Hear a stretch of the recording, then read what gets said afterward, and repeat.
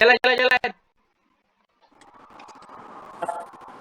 Oh ya Pak, saya Muhammad Zamir yang memiliki kelas IKN 19 saya akan terangkan tajuk. Be, tak dengar dah be suara kau. Be, suara kau kan? Assalamualaikum. Dengar tak? Dengar. Okey. Untuk report kali ini adalah tajuk dia lampu sudut yang mempunyai speed charger. Okey, pengenalan dia, lampu sudut yang umum fungsinya adalah memancarkan cahaya. Terdapat pelbagai inovasi dan idea yang ditetapkan pada lampu sudut. Projek sudut ini kita boleh ke dengan inovasi yang ditetapkan pada ini dengan memasang USB charger supaya boleh diaktifkan walaupun kehabisan bateri. Adanya USB charger, kita boleh gunakan power bank untuk menaikkan daripada lampu sudut. Okey, ciri-ciri inovasi. Pelaras LED lampu terdapat untuk cahaya yang dipancarkan. Selain itu, lampu menggunakan mantle LED supaya cahaya dipancarkan lebih terang dan lebih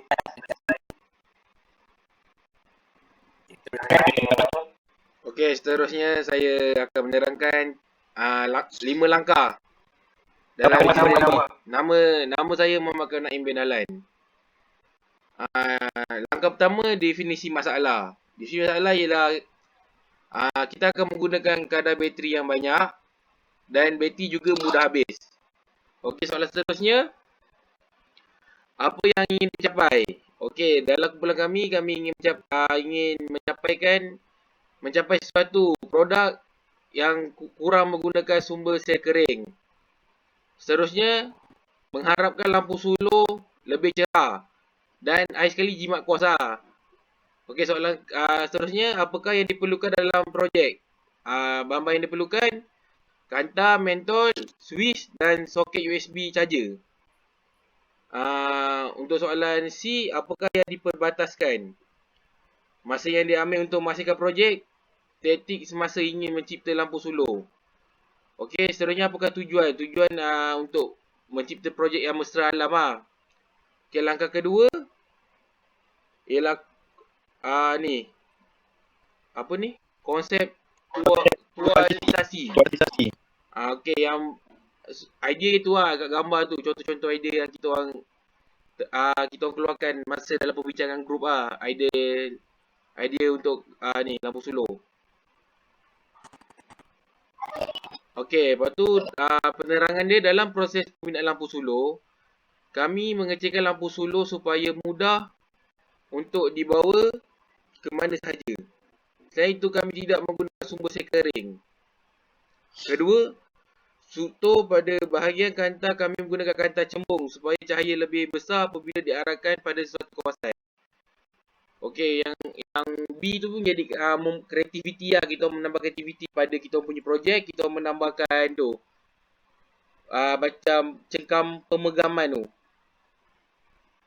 macam tempat letak tangan flow.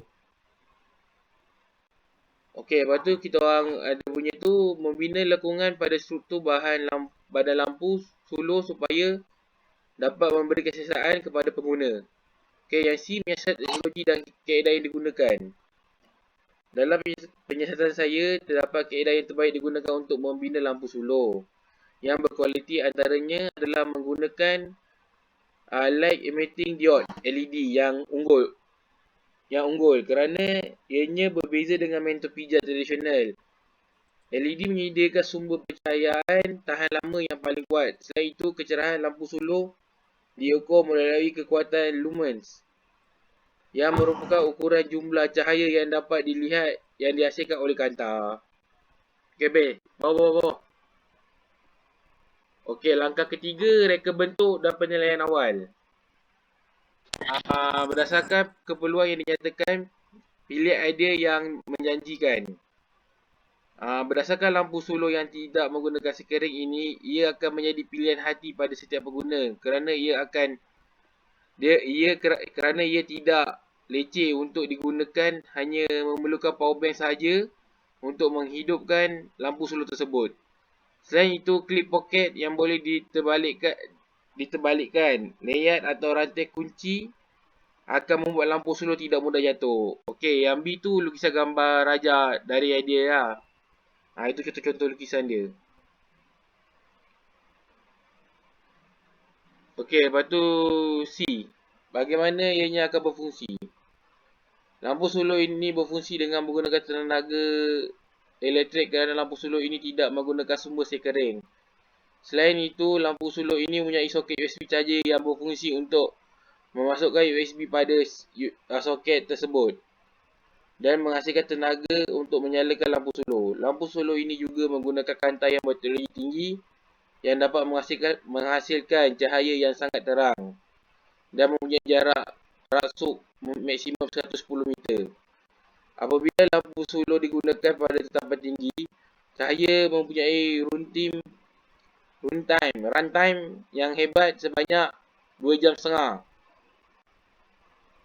Anda mempunyai banyak fleksibiliti pencahayaan pada arahan anda dengan 5 tahapan kecerahan: tinggi, sederhana, rendah, cahaya bulan dan fungsi strobe. Okey, D. Apakah pertimbangan persekitaran dan budaya yang akan dinilaikan? Pertama, mesra alam. Kedua, mengurangkan penggunaan air kering. Ketiga, mood kecerahan diberi oleh persekitaran ketika berada di kawasan gelap dapat menerangi kawasan tersebut pada arah yang dituju. Okey, E. Bahan dan alat diperlukan. Aluminium yang tahan lasak. Kedua, kantai yang tahan haba dan lasak. Okey, D. Bagaimana anda akan mengujinya? Percubaan dilakukan dari segi kecerahan lampu slow dan ketahanan lampu slow semasa melakukan aktiviti yang lasak. Bawah-bawah lagi. Okey, langkah 4, perincian reka bentuk. Itu perincian reka bentuk yang kita orang bincangkan. Itu gambar dia setelah pemasangan. How will it work? Lampu slow ini akan berfungsi apabila menekan tombol switch yang berada di bahagian tengah dan lampu ini dapat menyalakan cahaya dengan sempurna. Selain itu, lampu slow ini menggunakan tenaga sekering yang dihasilkan oleh power bank untuk menyalakan lampu slow tersebut. Okay, see what environmental and cultural consideration will you evaluate? Okey, pertama, mesra alam kerana tidak menggunakan sekering yang banyak. Kedua, sesuai digunakan di mana sahaja kerana tidak perlu memikirkan tentang bateri masih ada atau tidak. Okey, yang D, what analysis must you do? Okey, yang pertama kita akan menganalisis sejauh manakah lampu slow ini dapat memancarkan cahaya. Kedua, kita akan menilai saiz lampu slow tersebut. Yang terakhir sekali, kita akan menguji sejauh manakah ketahanan lampu slow ini dalam pelbagai keadaan. Okey, E, how will you test it to make sure it work? Okey, kami akan menguji switch lampu slow ini berfungsi atau tidak dengan cara menekan tombol switch yang berada di lampu slow. Kedua, kami juga akan menguji ketahanan badan lampu slow dengan menjatuhkan lampu slow dari permukaan yang tinggi dan mencampakkan lampu slow tersebut. Dan ketiga, kami akan menguji ketahanan mentol lampu slow dengan menyalakan lampu slow selama 1 hari. Okey, langkah kelima, memperbaiki. Okey, yang soalan pertama kita akan discuss how could improve your product. Okey, cara untuk kami improve kita punya produk, kita akan melakukan perbandingan antara produk kami dengan produk yang berada di pasaran. Kedua, kita akan menanyakan rating yang boleh diberi pada produk kami dengan mencipta satu laman web bagi pada sesiapa yang membeli produk kami. Okey, soalan kedua, make revision. Kami akan melakukan analisis tentang produk kami melalui laman web yang dicipta. Yang soalan ketiga, draw new design. Okey, untuk draw new design ni,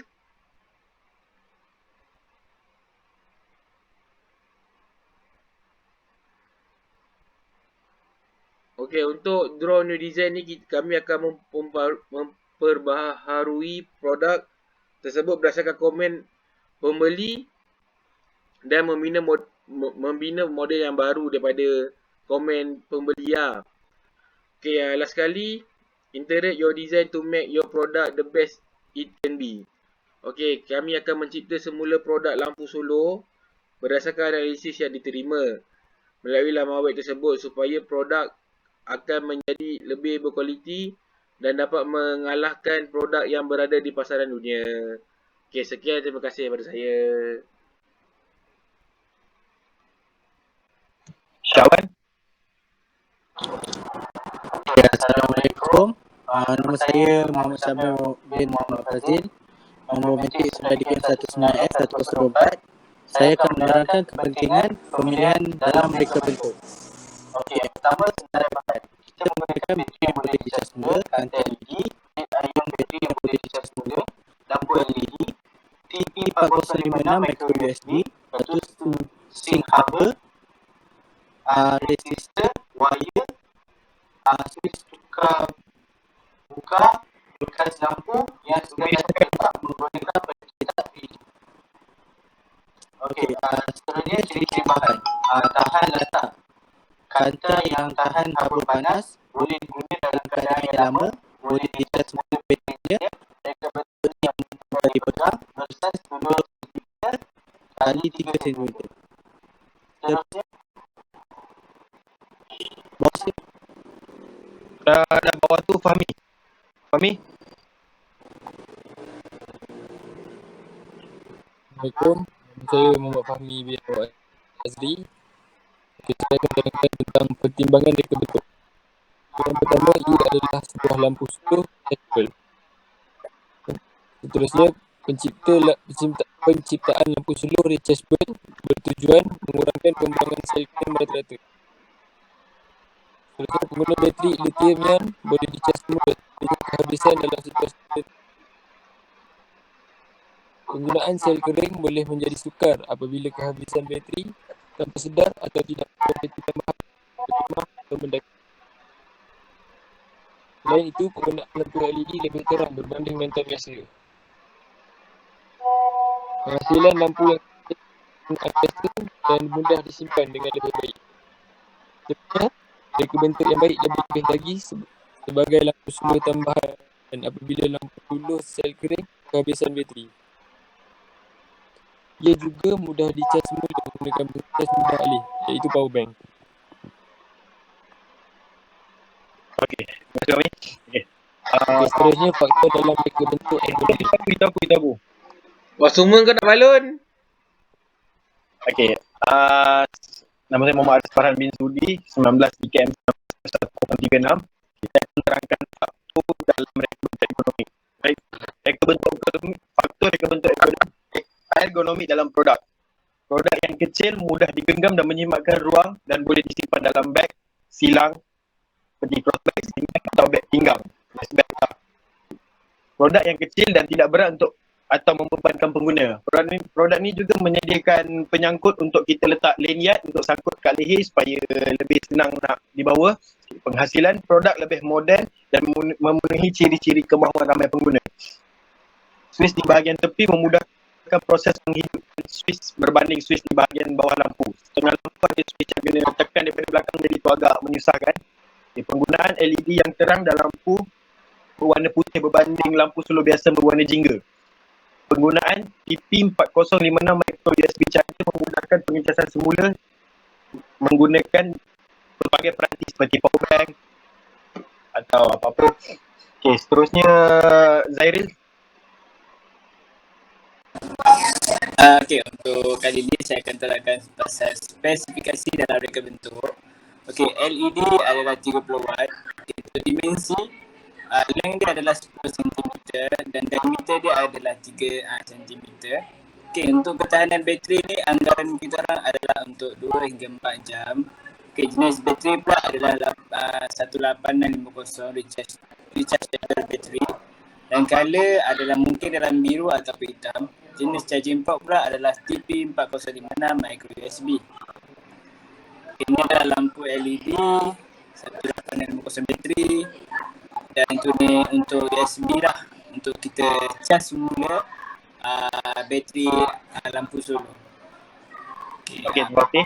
Untuk kesimpulan daripada produk yang kami hasilkan, produk ini mempertimbangkan segi kemodenan dan keinginan para pembeli dari segi ketahanan, bentuk dan sebagainya lah, terutama dalam bab kemodenan.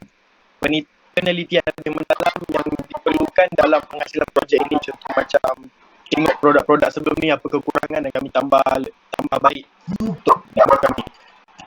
Sebenarnya reverse engineering memerlukan penelitian dan menghasilkan reka bentuk yang bagus bagi menghasilkan kualiti produk yang bagus. Okay. Cabaran yang kami alami semasa penghasilan ni adalah pemilihan reka bentuk. Sebab pemilihan reka bentuk yang salah ni boleh jejaskan kualiti produk dari pelbagai segi. Contoh macam reka bentuk tak ergonomik, tak sesuai. Okay. Dan tu boleh bagi impak yang buruk dalam sesebuah produk. Okay. Penghasilan 3D. Perisian aplikasi untuk menghasilkan projek seperti Inventor, AutoCAD dan sebagainya.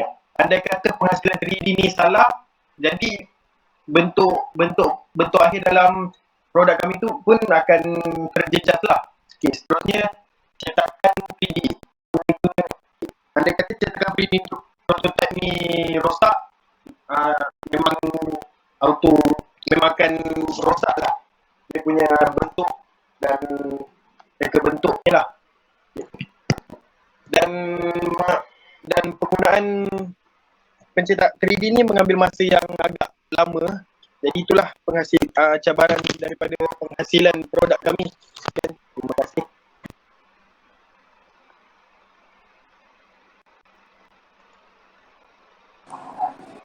Dah boleh stop. Okey, sekian, terima kasih ya.